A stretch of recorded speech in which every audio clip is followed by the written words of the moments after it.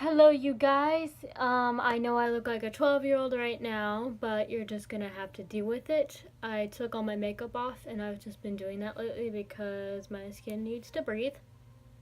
And I'm just trying to be a little more confident in myself like this. And I know I look like a 12-year-old, but just deal with it, you know? I didn't age backwards like 3 years. I don't fucking know. But, yeah, so I'm not 12, I promise. And the lighting in here is really messed up, but it's only because it's like 8 o'clock at night right now and there's no natural light coming in, but I thought I would make a video anyway. I've made two of these actually, in the past, but they were both really crappy quality and there were way too many details and they were like 14 minutes long. Well, I promise I will try not to make this video long, but it's probably going to be long anyway. So, yeah. This video is gonna be some more weird shit I thought as a kid. I might have talked about some of this stuff in the 2 videos I did before, but most of this is new. I have it all written down on a notepad right here. And obviously, as you can tell, I don't actually plan this stuff out. I just write it down with like a Sharpie or whatever. But there's not very much stuff on here, so I'm just gonna go through it and like tell the details and stuff, and hopefully you guys can laugh and stuff because I like making these kinds of videos. So yeah, let's jump right into it then. The first thing I thought when I was a child was actually I learned it from my grandmother. My grandmother told me that if I ever told a lie, that my tongue would turn black. It was like a weird Pinocchio kind of thing, like you tell a lie, your nose grows, but she made it if you told a lie, your tongue would turn black.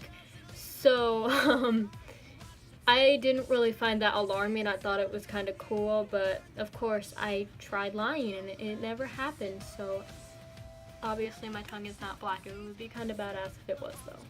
The second one has to do with the phone service insurance company, AT&T. Now, I played a lot of video games growing up, and I was very, very late in the scene of actually getting a game system. I just got my Xbox last year. I was very late in that whole scene, so I didn't really have a lot of video games and stuff like that growing up.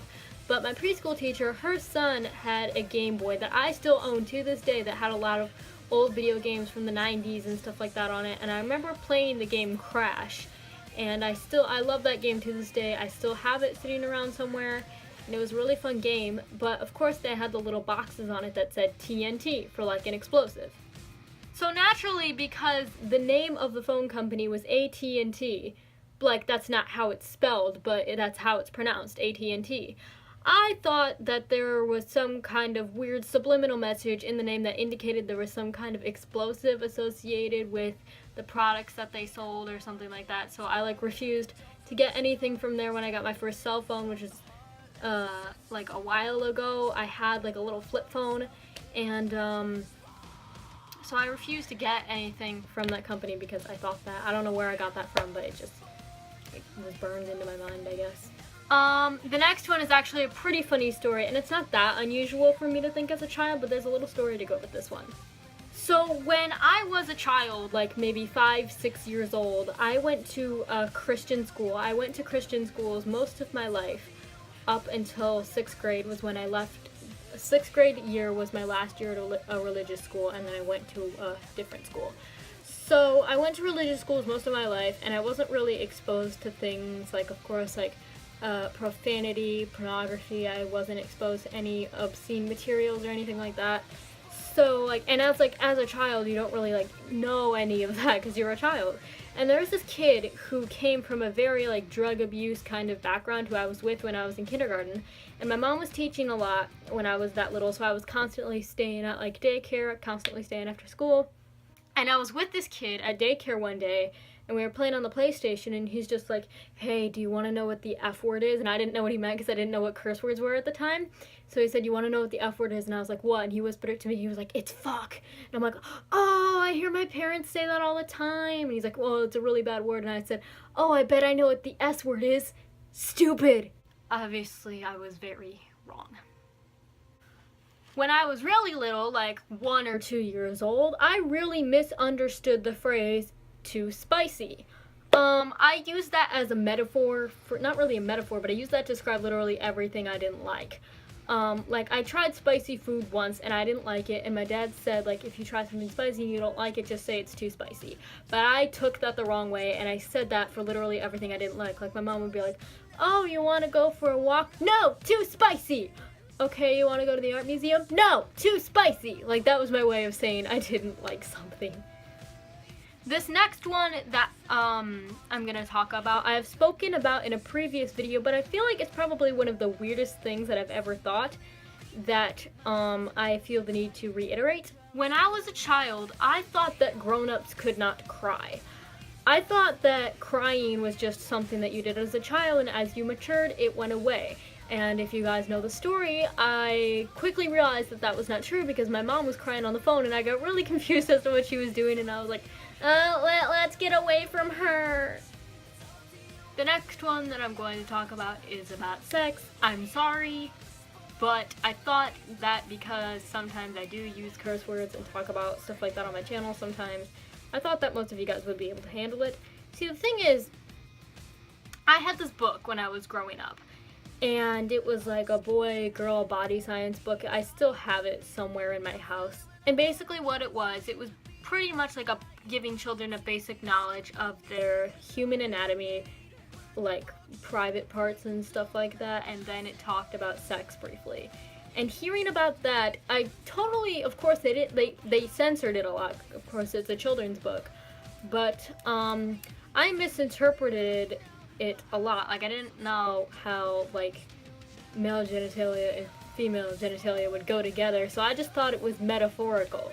Like, for all you guys out there who know how sex works, I knew what happened, but I thought it was metaphorical. Like, I didn't think that he actually did the thing. I thought that it was just metaphor, if that made sense. Like, I thought that none of that actually happened. I thought it just, like, happened in their brains or something. I don't know. It was really weird to describe. I don't know where I got that from.